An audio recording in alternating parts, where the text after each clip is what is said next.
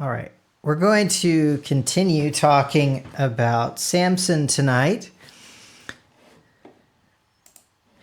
As we started off last time, we were talking about the faith that Samson had, even though it's a little hard to tell sometimes what was done by faith and what was done for, I guess, fleshly reasons. But tonight, I think we're going to see more of that faith as he's going to use this jawbone of a donkey that you can see in this picture that he's holding here as a weapon.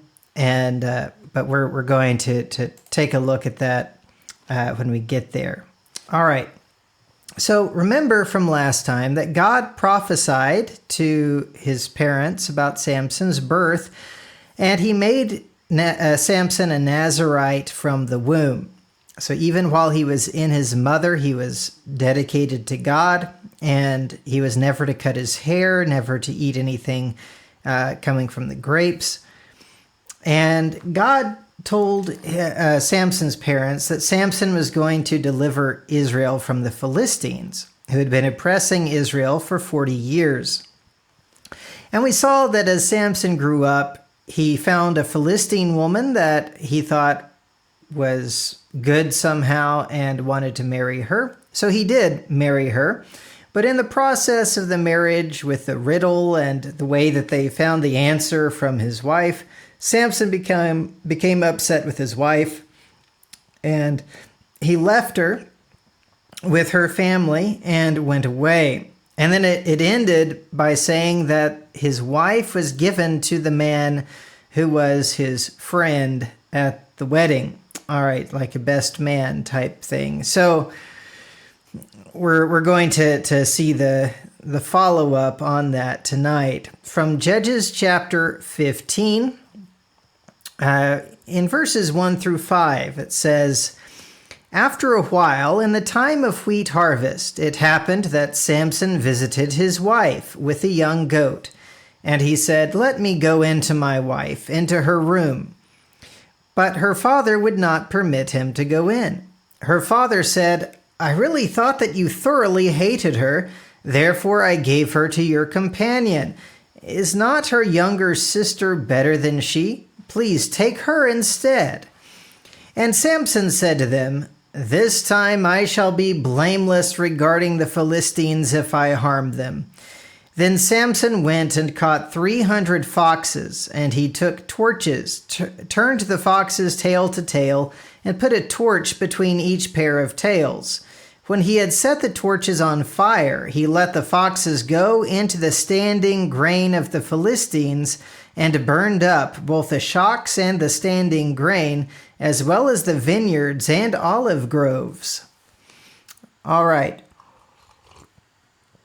So Samson goes back. He says, "Look, I was mad at my wife, but now I want to go visit her." And he's told that, she's been given to his companion. And then the solution is, why don't you just take her younger sister? She's better than her, or I think some translations say better looking. So just take her instead. This is a really rotten view of marriage. The Philistines clearly did not have God's way of thinking here. Giving someone's wife just to another person. I mean, they were married. And then saying, just take her younger sister instead. Well, that's not right either. And so Samson says, look, this shows how wicked the Philistines are. I will be blameless if I harm the Philistines. Remember, God has already said he's going to use Samson to deliver Israel from the Philistines. Samson has authority from God to go after the Philistines. And here he's seeing how wicked the Philistine culture is, that they are this is not something that's unique, I don't think, to this particular man whose daughter Samson married. This is the thinking of the Philistines. And so Samson says, I'm going to punish the Philistines for this type of behavior. And he has the right to do that. In fact, this is what God wants him to do. And so he catches these 300 foxes, where apparently the Hebrew word also means jackal. And so most of the scholars think these were probably jackals rather than foxes. It would be easier to catch 300 jackals, apparently. I don't know why, but that's what they say. Then he ties their tails together, or ties these torches between their tails anyway, and then sends them running through the fields of the Philistines. Now, obviously, this isn't the whole nation of the Philistines, but he's doing a lot of damage to the area around there. And so, that when you lose food, it's a big deal. If it's because of natural causes, whatever, it doesn't matter. But if your crops get burned up like this, prices are going to go up, you have scarcity of food, it's a big deal. All right, and so we find that the Philistines take it seriously. In verses 6 through 8, it says, Then the Philistines said, Who has done this? And they answered, Samson, the son-in-law of the Timnite, because he has taken his wife and given her to his companion. So the Philistines came up and burned her and her father with fire. Samson said to them, Since you would do a thing like this, I will surely take revenge on you, and after that I will cease. So he attacked them hip and thigh with a great slaughter. Then he went down and dwelt in the cleft of the rock of Etam. All right, so now the Philistines say, we lost our crops because this man and his daughter, did this thing. And so Samson was angry and he did this. All right, well, let's just kill them. Let's burn them with fire. Well, Samson saw that was not a just thing to do. That was not justice. This was because they were angry. This is not because they even viewed this as a wrong thing. And he says, if you're going to do something like this, I'm going to take revenge on you. He didn't want to see his wife burned like that. And of course, again, this is what God wants him to do. This revenge looks kind of personal, but remember, God has put him in this position so that he is to take out God's vengeance on the Philistines. And so he's taking out vengeance for their wickedness. And he attacks them hip and thigh with a great slaughter. And that expression, hip and thigh, most people they say, well, it just emphasizes how great the slaughter is. We don't really know where that expression comes from. And then he went and dwelt in the cleft of the rock at Etam. And we don't know exactly where Etam is. But anyway, there's a cleft in the rock there. And it's interesting that he decides to live in the cleft of a rock instead of in a city.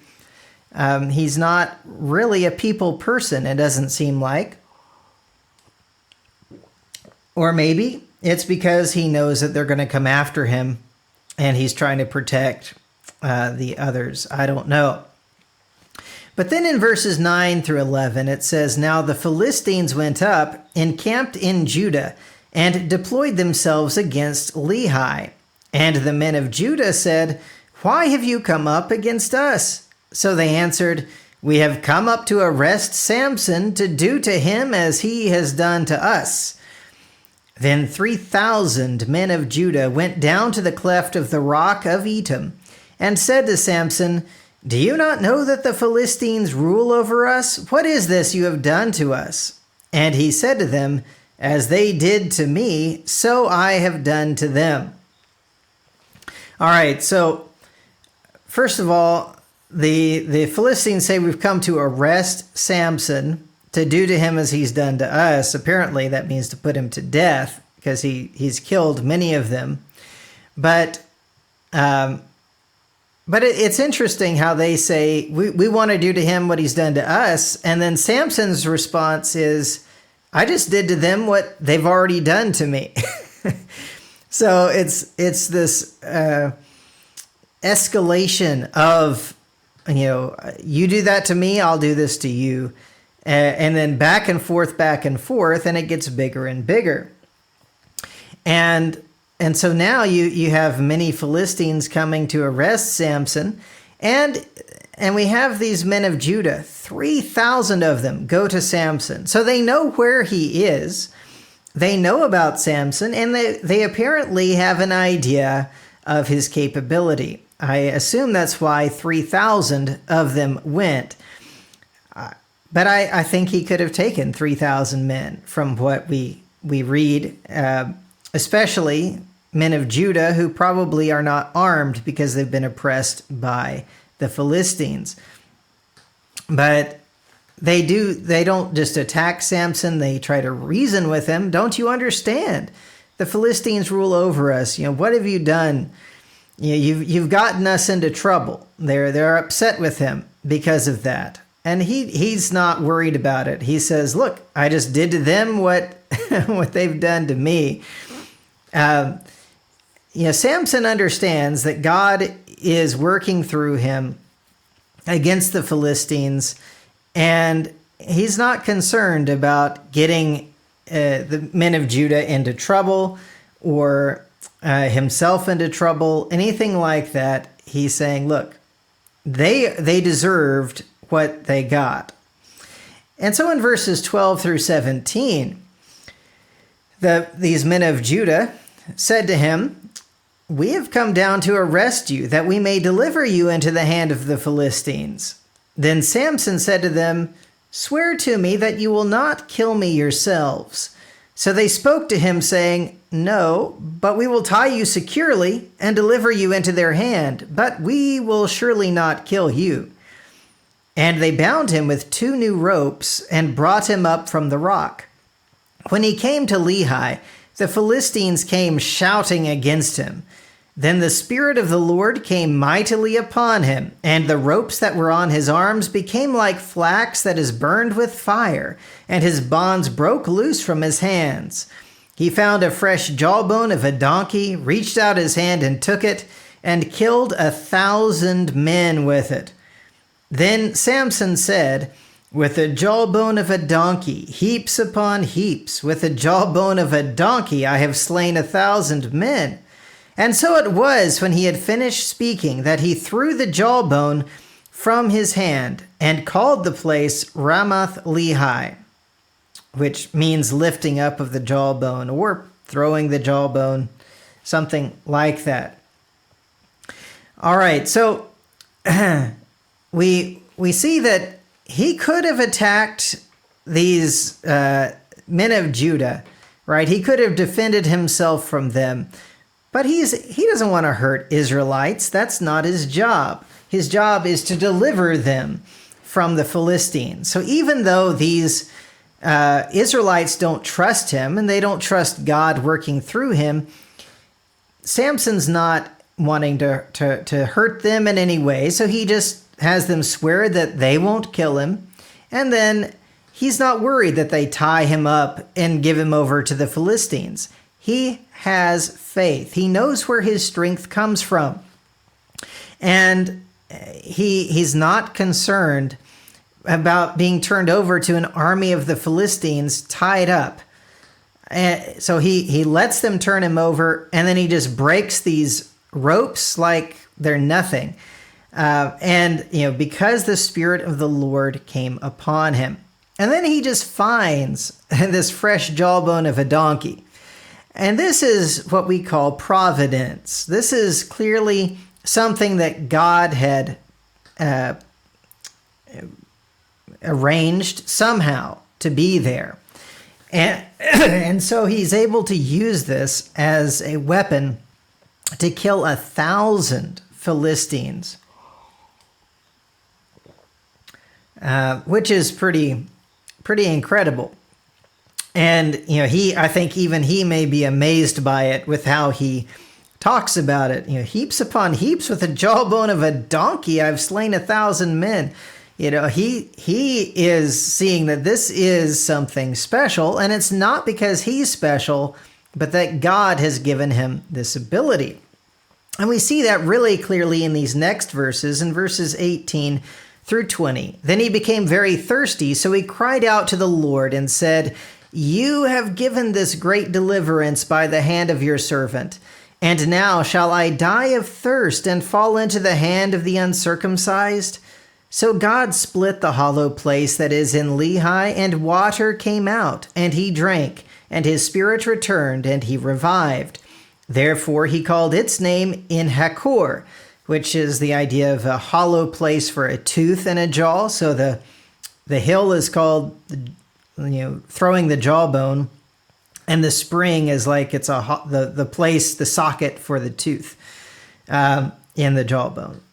That's how he named it, which is in Lehi to this day. And he judged Israel 20 years in the days of the Philistines. But you see that he gives God the credit. He knows it's not his own strength. He knows God is the one who did this, and he calls out to God for help when he believes he's about to die from thirst, and God does help him. And we see him judging Israel 20 years.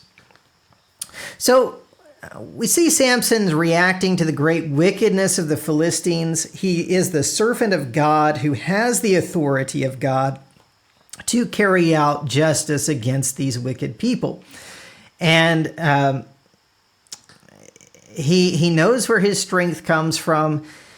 He has enough faith to allow himself to be tied up and handed over to at least 1,000 Philistines. That's how many he killed. I don't know how many came against him. But these were Philistines who wanted to kill him, at least 1,000 of them. He said, "Yeah, you can hand me over." He had faith that God was going to be with him. And he was in the business, not of fighting these Israelites that were handing him over, but killing the Philistines and breaking their power over Israel to deliver them as God had commanded. And so we also see his faith in calling for God for help, to God for help. When he thought he was going to die from thirst, he made it clear that it was God who gave the deliverance through his hand. And then God listened to his prayer. And then he judged Israel for 20 years. And I don't know what all this involves. Maybe he actually sat and brought judgment for different cases that the Israelites brought to him. That we see that with some of the judges.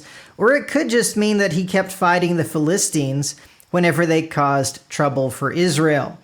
But either way, he was a judge appointed by God to deliver Israel from the Philistines, and he was doing his work. Now, next time we'll see where he ends up having some major weaknesses and failing, but again, we'll see his faith later on. But that's the lesson for tonight. Thank you.